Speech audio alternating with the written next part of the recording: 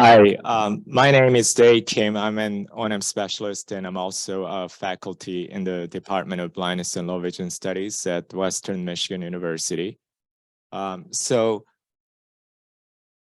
the from IMC 5, the IMC leadership has administered surveys and collected information on the roles and characteristics of the IMC attendees and examined the trends of the different characteristics of attendees over time. And from IMC 16 in Dublin, I took the baton from Dwayne Garishat, who was IMC 17's Stanley Suturko Corey Award winner, and started administering and reporting the results of the previous IMC's survey. So today I'll be reporting to you the results from the survey we administered at IMC 17 in Sweden. So as some of you know, the IMC started in Germany in 1975. So the first one was in Frankfurt, Germany, IMC 2 in Paris, France, IMC 3 in Vienna, Austria, IMC 4 in Jerusalem, Israel, IMC 5 in Eindhoven, Netherlands, IMC 6 in Madrid, Spain, 7 in Melbourne, Australia, 8 in Trondheim, Norway, 9 in Atlanta, USA, 10 in Coventry, UK, and 11 in Stellenbosch, South Africa, IMC 12 in Hong Kong, IMC 13 in Marburg, Germany, 14 in Palmerston North, New Zealand, 15 in Montreal, Canada, and 16 in Dublin, 17 in Gothenburg, Sweden, which was a virtual conference, and 18 here in Warsaw, Poland. So as I said, I'll be reporting the results from the survey that we administered at IMC 17. So according to the IMC 17 organizers, there were 236 attendees and 87 people responded to the survey. So the response rate was rather low. It was 37%. We generally, in a survey, when we administer a survey, we generally, hope for at least a 50% response rate. But perhaps possibly because it was a virtual survey, the response rate was somewhat low. And 20 individuals from 26 countries participated in the conference, and 21 individuals from 21 countries responded to the survey. And the top 7 countries the individuals were from, out of the respondents to the survey, were Sweden, United States, Norway, Denmark, Netherlands, United Kingdom, and Canada. By the way, the numbers outside the parentheses were the total number of attendees from those countries, and the number in the parentheses reflect the number of respondents to the survey.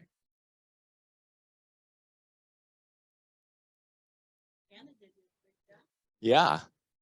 So this is a full list of the countries the individuals were from. And as I mentioned, the number outside the parentheses is the total number of attendees from those countries, and numbers inside the parentheses are the ones who responded to the survey. And one thing that is worth noting here is that although IMC 17 was a virtual conference because it was held in a European country, the vast majority of the attendees were from other European countries. And another thing to note is that some of the countries, Canada, Croatia, and Spain, the response rate was 100%, which is commendable. So wanted to note that as well.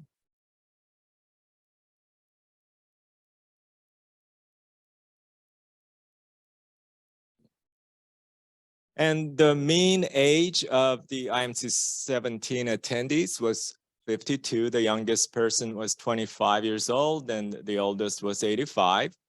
And 64% of the attendees were female, while 36% were male.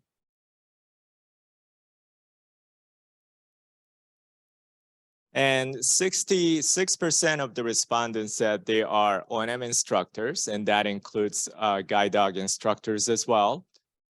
43% said they are communication, ADL, leisure, or low vision teachers. 21% said they are administrators. 14% said they are university professors, and 6% said they are vocational instructors. And 49% of the respondents said they have been working as an O&M specialist for 16 or more years. 18% said between 9 and 15 years.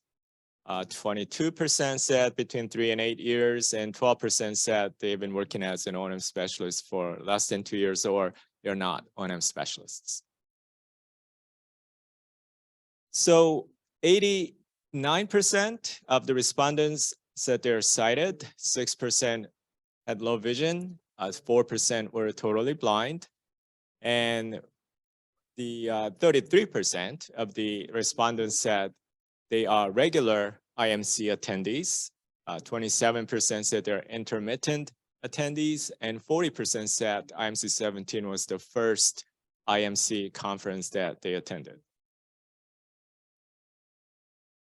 As for where they work, 52% of the respondents said they work at a rehabilitation center. 14% said they work in a university in a professional prep program. 7% said they work at either a school for the blind or in public schools. 2% said they work at a guide dog school. 9% said they're self-employed. As for where they received professional training, 76% said they received professional training from a university. 18% said they were agency trained. And as for the duration of those professional training programs, those who said that they received the training from a university said the median length of the training program for those was 12 months, whereas the median length of the agency training program was 10 months. And during the professional training that they received, 47% said that they received training on electronic orientation aids, such as smartphone-based GPS or standalone GPS devices. 47% said they received training on those during their professional training. 52% said that they didn't. And as for electronic travel aids training, 38% of the respondents said that they received training on electronic travel aids such as mini guide, case sonar, and I saw WeWalk downstairs as well. But the training on those electronic travel aids, 38% said they received training on those during their professional training, but 61% said they did not. As for the age of the population, the clients that they serve, the question was, which age group of clients do you serve primarily? And 21% said they serve primarily the individuals 18 or younger, so children. 25% said that they primarily serve adults aged between 19 and 65. 9% said the group that they primarily serve are individuals over 65. And 41% said that serving all ages really best describes who they serve primarily.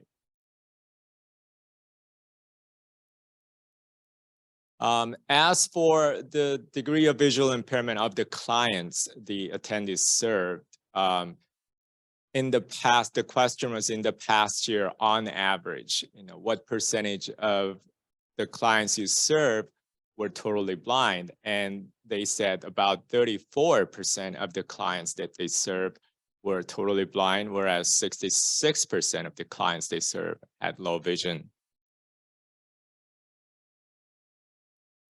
And as for where they provide the services, 59% of the respondents said they provide services mostly at the center or at a school.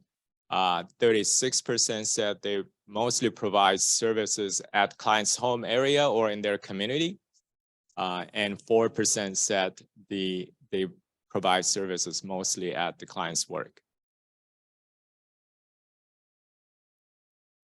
As for whether they blindfold their clients who have low vision, a total of 53% said that they at least occasionally blindfold their clients who have low vision. So 39% said occasionally, and 14% said probably more frequently than just occasionally. And 47% said they do not blindfold clients who have low vision. So here are some trends between IMC 5 and IMC 17. And again, before I discuss the trends, the fact that the response rate at IMC 17 was rather low, 37%, I need to say that we need to look at the data with a little caution given the low response rate at IMC 17, because when we don't have high enough response rate, there's a chance that the data we have collected do not sufficiently represent the whole group of attendees. But having said that, as you can see in this graph, there is a pretty hard to miss trend on as far as the age of the attendees. So in the past 30 years or so, the average age of the participants has gradually gone up. As for the gender of the participants, well, in the past, for about 20 years or so, the percentage of female participants increased gradually. But since about IMC 13, you could see that trend probably has plateaued a little bit. So perhaps we are drawing more male attendees to IMCs in recent years. So I'll be interested in seeing what the result would be in this regard from IMC 18 attendees.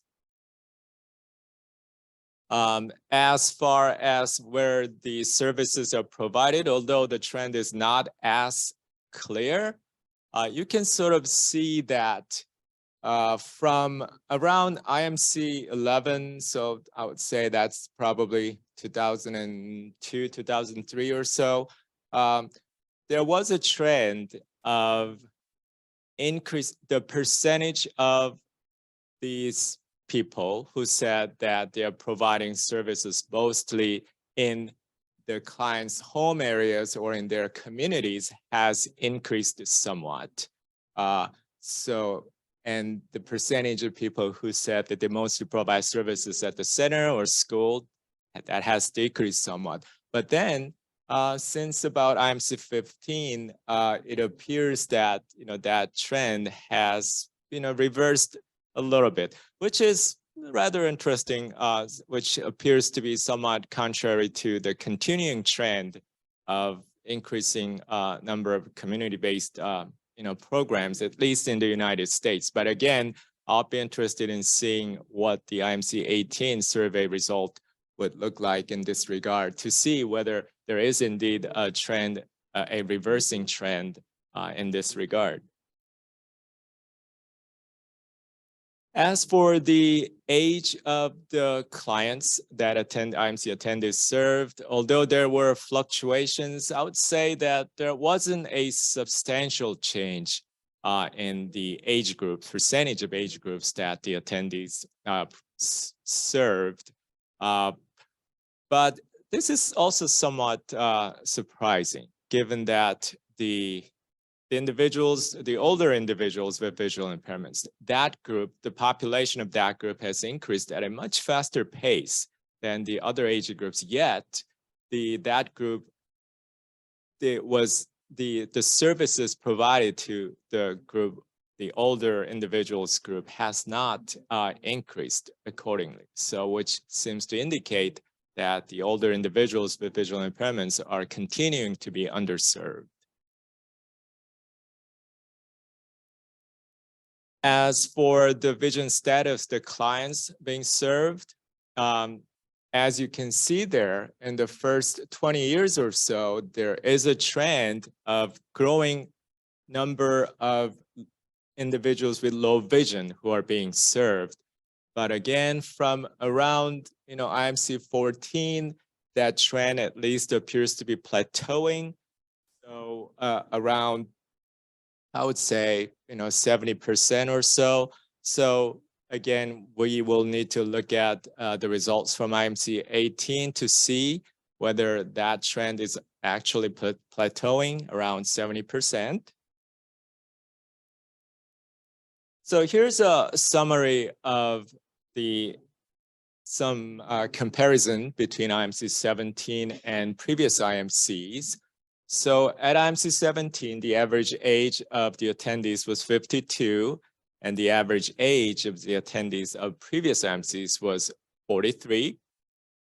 The majority, the 64% of the IMC attendees were female, and on average, 61% of the attendees IMC 5 through 16 were female.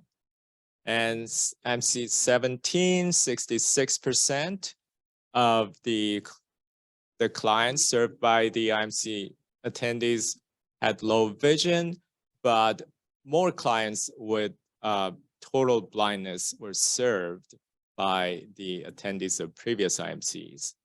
And it appears that the elderly individuals with visual impairments are continuing to be underserved, given the fact that the population of that age group has increased substantially, but the services provided to that group did not change. So thank you for your interest and support. And again, if you have completed survey again, that's wonderful. If you haven't, then it'll be helpful for you to complete the surveys. At least you would have your own countries reflected in the results of the survey that will be presented at IMC 19.